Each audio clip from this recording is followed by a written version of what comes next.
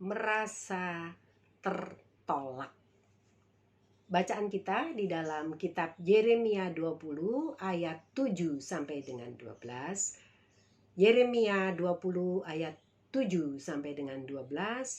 Tetapi saya akan baca ayat 17 dan 18. Yeremia 20 ayat 17 18 dalam bahasa Indonesia masa kini atau bahasa Indonesia sehari-hari.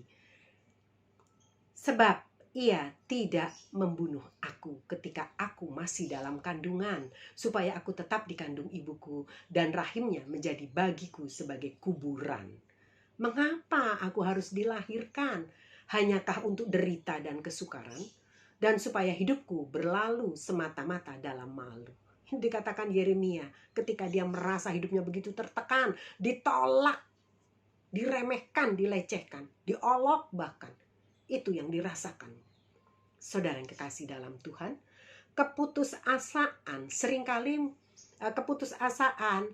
seringkali itu kita rasa, kita alami karena kita sedang diolok.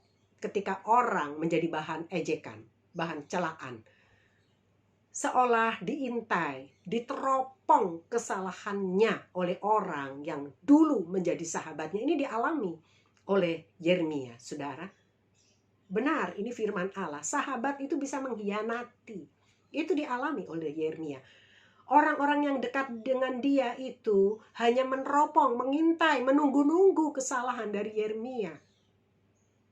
Sahabat-sahabatnya itu menjadi seperti demikian. Orang yang dekat dengan dia. Dan ini pasti akan terasa sangat menyakitkan. Bukan? Orang yang dekat dengan kita dan ternyata dia mengkhianati kita. Itu sangat mengecewakan dan menyakitkan hati, saudara. Dan itulah yang dialami oleh Nabi Yeremia. Yang meskipun dia adalah seorang nabi, tapi dia juga masih seorang manusia. Dia mempunyai rintihan dan keluhan di dalam hatinya yang dikatakannya dalam Yeremia 20 ayat yang ke-7. Demikian. Keluhan Yeremia dalam Yeremia 20 ayat 7. Engkau telah membujuk aku ya Tuhan, dan aku telah membiarkan diriku terbujuk. Aku membiarkan diriku dibujuk. Engkau terlalu kuat bagiku dan engkau menundukkan aku. Aku telah menjadi tertawaan sepanjang hari. Semuanya mereka mengolok-olokkan aku. Saudara, Yeremia sampai bisa merasa seolah-olah dia terbujuk oleh Allah mau menjalankan misi. Tugas dari Allah itu. Dia tidak bisa menolak. Dia seorang masuk di dalam seperti merasa terjebak, mungkin begitu ya. Dia merasa Allah menjebak dia, memakai dia untuk menjalankan tugas yang begitu sulit. Saudara, Yeremia merasa tidak dapat menolak dan merasa terbujuk untuk mau menjalankan misi yang ditugaskan Allah kepadanya. Dia kecewa.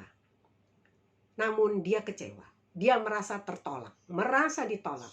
Ia menjadi tertawaan dan olokan sepanjang hari. Artinya tidak ada sedikit pun respon atau sambutan baginya. Ia merasa menjadi orang yang sangat menyedihkan. Saudara, latar belakang dari peristiwa dalam pasal 19 ini, pada waktu itu Yehuda, orang-orang Yerusalem sudah tidak mengindahkan firman Tuhan lagi. Mereka bahkan berpaling menyembah kepada Baal, dewa-dewa berhala mereka. Dan Yeremia, nabi yang diutus Tuhan untuk menubuatkan mengenai keadaan bangsa Yehuda, penduduk Yerusalem yang keras kepala itu di hari kemudian, itu tetap mendapat penolakan.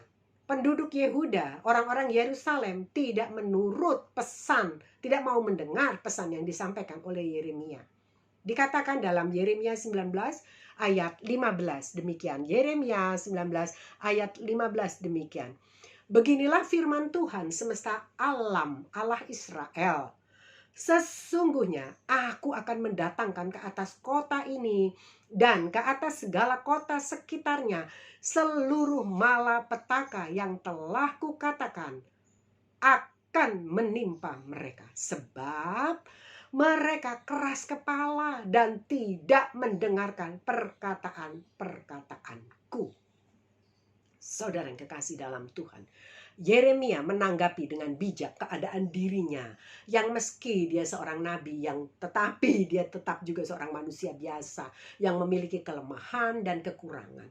Ini yang dikatakan Yeremia ketika dia menjalankan misinya dalam Yeremia 20 ayat 7 dan 8 demikian. Dia sudah merasa terbujuk, tetapi dia berkata demikian, Yeremia 20 ayat 7 sampai dengan 8. Engkau telah membujuk aku ya Tuhan, dan aku telah membiarkan diriku dibujuk. Tadi dikatakan, saya sudah baca. Engkau terlalu kuat bagiku, dan aku telah menjadi tertawaan sepanjang hari. Semua mereka mengolok-olok aku. Sebab setiap kali aku berbicara terpaksa, aku berteriak, terpaksa berseru, kelaliman, aniaya. Sebab firman Tuhan telah menjadi celah dan cemooh bagiku sepanjang hari. Jadi memang orang Yehuda ini lalim. Orang Yehuda dianggap menganiaya kepada Yeremia yang menyampaikan pesan berita firman Tuhan. Saudara, Yeremia merasa sedih dan marah tentu saja. Karena firman yang disampaikannya hanya dicemooh dan jadikan bahan tertawaan. Hingga harus berteriak, lalim, aniaya, seperti itu. Firman menjadi celah, firman diolok, dan tubuh Yeremia pun dipasung, tersakiti. Jadi Yeremia menderita secara verbal dan fisik sangat tidak manusiawi yang dilakukan mereka. Bila Yeremia merasa kesal dan kecewa, itu sangat manusiawi juga, saudara, karena dia hanya manusia biasa seperti kita. Namun dalam kondisi buruk seperti itu, Yeremia tetap tidak menyalahkan Tuhan dan tetap setia, konsisten menjalankan tugasnya untuk menyampaikan, memberitakan pesan Tuhan, nubuat bagi bangsanya. Untuk mengatasi rasa tertolak itu, kita harus mempunyai sikap hati yang demikian. Yang pertama, seperti Yeremia, dia tetap tinggal dalam penyertaan Tuhan. Saya ulang, tetap tinggal dalam penyertaan Tuhan. Keluhan Yeremia karena kesesakan menjadikan Yeremia yang selalu diteropong, dicari-cari kesalahannya, dan akan diadukan oleh para sahabatnya yang mengintai dan membicarakan dia, bergosip ya saudara, ngerasani kata orang Jawa. Mereka orang-orang yang dulu dekat para sahabat, yang berubah, berbalik memusuhi, mengkhianati. Mereka hanya menanti-nantikan kejatuhannya. Suatu keadaan yang sangat tidak mudah dan mengecewakan. Ia menjadi sorotan untuk diawasi, ditunggu kejatuhannya. Bayangkan saudara. Yeremia 20 ayat 10 berkata demikian. Yeremia 20 ayat 10. Aku telah mendengar bisikan banyak orang. Kegentaran datang dari segala jurusan. Adukanlah dia. Kita mau mengadukan dia. Jadi dirasakan oleh Yeremia ini ketakutan. Kegentaran itu datang menyerang dari segala penjuru. Karena orang mau mengadukan dia. Saudara, semua orang sahabat, dikatakan lagi. Lanjutan dari ayat Yeremia 20 ayat 10 ini. Semua orang sahabat karibku mengintai. Apakah aku tersandung jatuh? Bayangkan. Barangkali ia membiarkan dirinya dibujuk sehingga kita dapat mengalahkan dia dan dapat melakukan pembalasan kita terhadap dia. Bahkan Yeremia sampai merasa malu dan menyesal karena dirinya telah dilahirkan oleh ibunya. Itu saking kecewanya ya saudara. Dia merasa hidupnya tidak berarti dan hanya jadi bahan cemoohan. Ia begitu merasa susah dan berduka. Proses dalam hidupnya terasa begitu amat berat dan menindih hidupnya. Menindih baginya. Saudara yang kekasih di dalam Tuhan, dikatakan Yeremia dalam Yeremia 20 ayat 18. Yeremia 20 ayat 18. Mengapa gerangan aku keluar dari kandungan, melihat kesusahan dan kedukaan, sehingga hari-hariku habis berlalu dalam malu. Yeremia merasa menyesal telah dilahirkan dan dia mengutuki hari kelahirannya. Yeremia 20 ayat 14. Terkutuklah hari ketika aku dilahirkan. Biarlah jangan diberkati hari ketika ibuku melahirkan aku. Sampai sedemikian kecewanya. Dan dia menyesali kelahirannya, menyesali kejadiannya. Saudara yang kekasih dalam Tuhan. Namun di tengah keputusasaannya, Yeremia sadar akan dirinya. Dia mau tetap bertahan dan tidak mundur, tidak surut langkah, tetap konsisten sebab dia mengingat kesetiaan dan penyertaan Allah ada dalam hidupnya. Puji Tuhan. Yeremia 20 ayat 11. Saya ulang, perhatikan baik ayat ini. Yeremia 20 ayat 11 dikatakan, tetapi Tuhan menyertai aku, haleluya, seperti pahlawan yang gagah. Sebab itu orang-orang yang mengejar aku akan tersandung jatuh dan mereka tidak dapat berbuat apa-apa. Mereka akan menjadi malu sekali sebab mereka tidak berhasil. Suatu noda yang selama-lamanya tidak terlupakan. Orang musuhnya, sahabat yang akan menjatuhkan dia, gagal total. Keyakinan atau iman Yeremia teguh, kokoh, kuat, tidak tergoncangkan. Meski dia terjepit dan tertolak, diragukan, dilecehkan, bahkan diolok, perkataan kebenaran nubuatan dari Tuhan disampaikannya itu ditolak.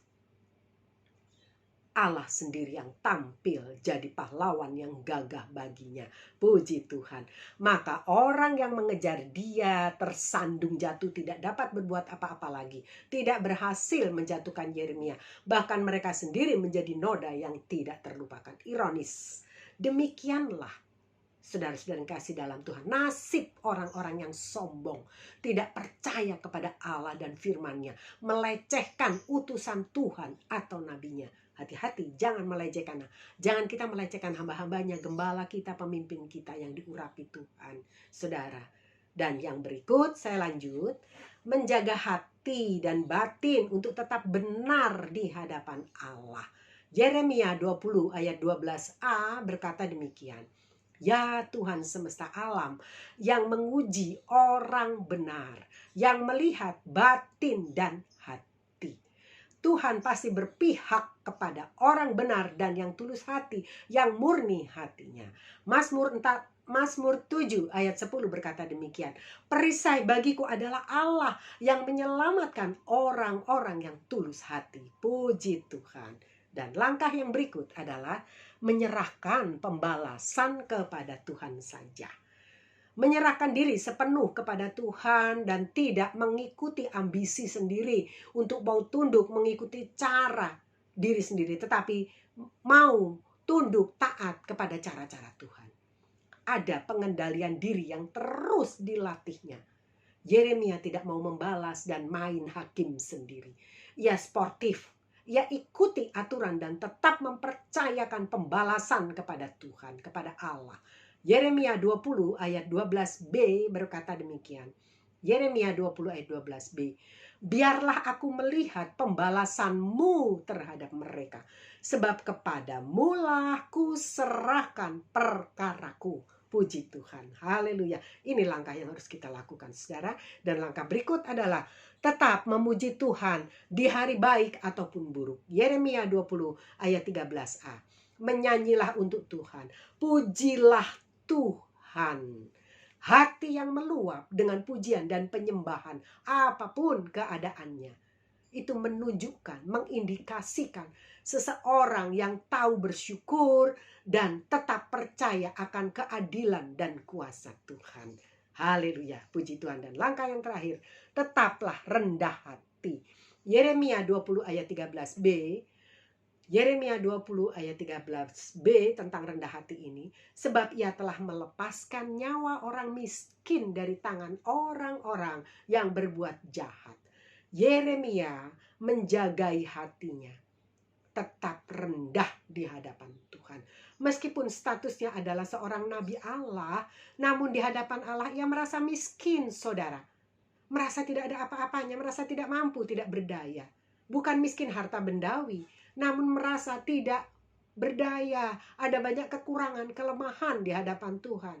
Sikap hati ini mengisyaratkan kebutuhannya akan penyertaan dan pertolongan Tuhan. Dia tidak mau lepas dari Tuhan, hanya mengandalkan Tuhan, tidak kepada lainnya, apapun itu. Saudara yang kekasih dalam Tuhan, ingat lagu itu ya. Bila engkau tak besertaku,